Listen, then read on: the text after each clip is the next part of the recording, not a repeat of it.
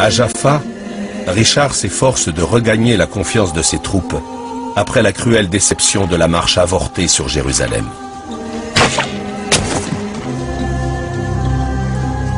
Mais une mauvaise nouvelle lui parvient d'Angleterre.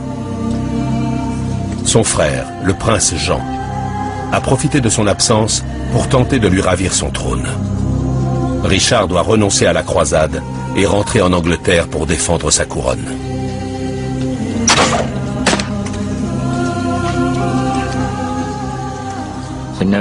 Nous savons que la nouvelle l'a profondément affecté. Il s'est retiré dans sa tente en s'enfermant dans un profond mutisme. La décision a certainement dû être très difficile à prendre. Soit je reste et je risque de ne pas parvenir à prendre Jérusalem, tout en perdant mon royaume, soit je renonce à Jérusalem et je rentre combattre mon frère Jean, ce félon, et je risque de toute façon d'arriver trop tard. Et j'aurai alors perdu à la fois mon royaume et Jérusalem. Que faire dans une situation pareille? Dans un cas comme dans l'autre, il y a toutes les chances pour que ça se passe mal. Les espoirs de milliers de croisés reposent sur la décision que prendra Richard. Tous n'ont qu'une idée: gagner leur salut en conquérant la ville sainte.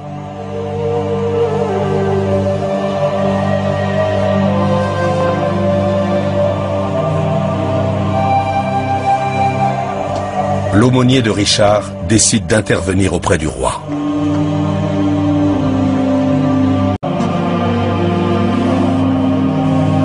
Il lui reproche ses hésitations, le conjurant de prendre la décision que tous attendent.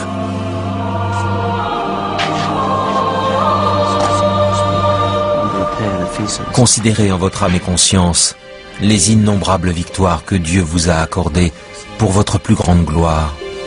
Déserter Jérusalem serait aussi grave que de la laisser détruire par ses ennemis.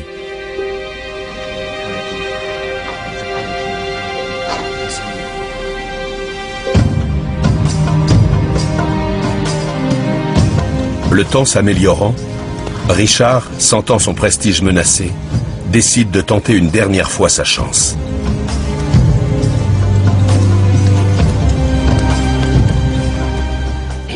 Il fallait qu'il prenne le risque, alors qu'il savait très bien que l'entreprise avait fort peu de chances d'aboutir. Mais renoncer alors qu'il était au pied du mur aurait été un acte de lâcheté dont il s'estimait incapable. Tandis que Richard et son armée marchent de nouveau sur Jérusalem, Saladin réunit le conseil des émirs.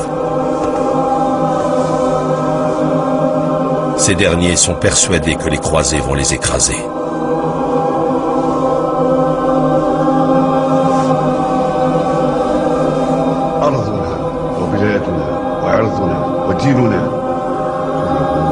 Béa al-Din, le secrétaire de Saladin, leur demande de faire le serment de défendre Jérusalem jusqu'à la mort. Tous se taisent. Saladin est furieux.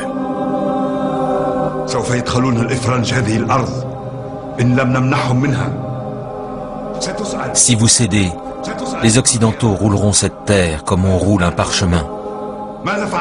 Vous avez entrepris de défendre cette terre. De vous et de vous seul dépend la sécurité de tous les musulmans de la contrée. Une bonne partie des émirs voulaient que Saladin se retire tout simplement de la ville. Pour le sultan, c'était une solution totalement inacceptable. Il avait passé des années à rassembler les musulmans pour reprendre le contrôle de la ville sainte. Jérusalem était étroitement associée à sa propre destinée, à son prestige et à son autorité. Il ne pouvait pas y renoncer. Richard établit son camp sur les hauteurs qui dominent Jérusalem.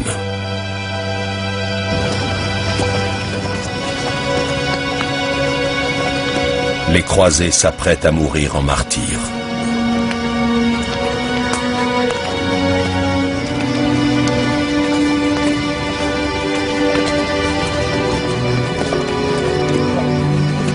Les malades et les blessés ont fait le chemin dans l'espoir de guérir en entrant dans la ville sainte.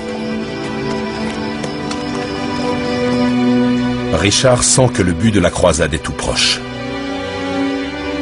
Mais à la veille de l'offensive, la peur de la défaite le hante.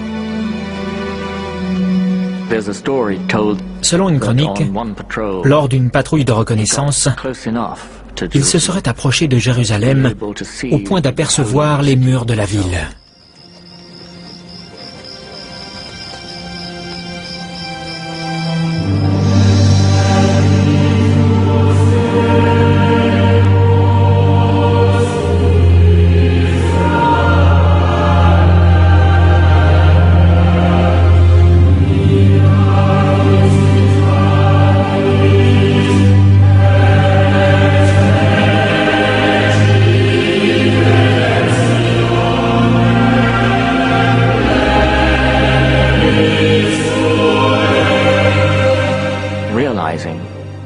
Se sentant si près du but, il se serait voilé la face de sa tunique, déclarant qu'il ne voulait pas voir ce qu'il ne pouvait conquérir.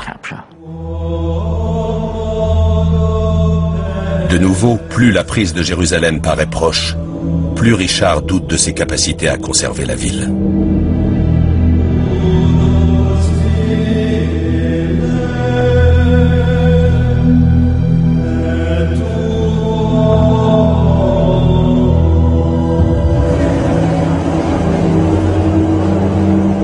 À quelques kilomètres de là, derrière les murs de la cité, l'inquiétude tient aussi Saladin éveillé. Lorsqu'il a conquis la ville sainte, Saladin a épargné la population chrétienne. Aujourd'hui, il craint fort que Richard ne se montre beaucoup moins généreux. Les habitants sont terrifiés. Ils savent que le roi d'Angleterre a fait massacrer la population de Saint-Jean d'Acre. Ils redoutent de subir le même sort.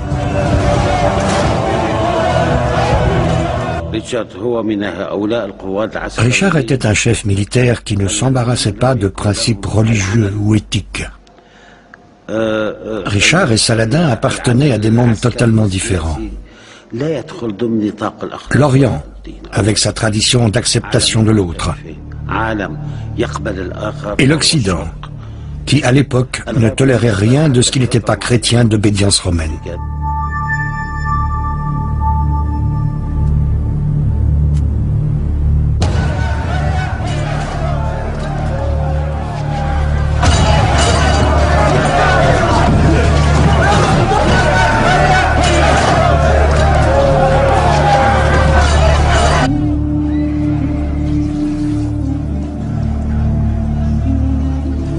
Au milieu de la nuit, Saladin appelle son secrétaire, Béa al-Din, pour lui demander conseil. Votre Altesse est accablée par l'inquiétude. Les voies de ce bas monde ne sont guère d'utilité.